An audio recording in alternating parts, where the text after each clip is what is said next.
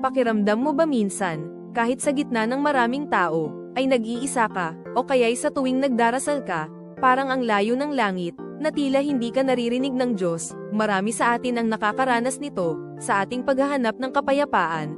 Madalas nating nakakalimutan na may isang katotohanang mas malalim, mas personal, at mas malapit pa sa ating iniisip, ngunit sa bawat taimtim na panalangin, may isang pangako mula sa Kanya na mananatiling totoo. Ito'y matatagpuan sa Deuteronomio, Kabanata 4, Talata 7, na nagsasabing, "At anong dakilang bansa ang may Diyos na napakalapit sa kanila, gaya ng Panginoon nating Diyos sa atin, sa bawat pagkakataon na tumawag tayo sa Kanya."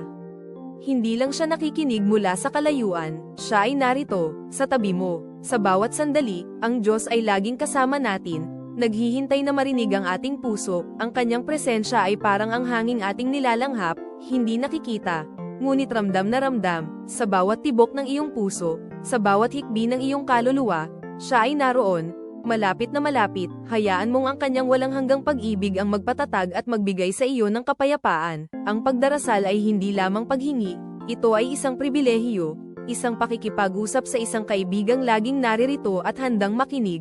Tandaan, hindi ka kailanman nag-iisa, dahil ang Diyos ay laging nasa tabi mo.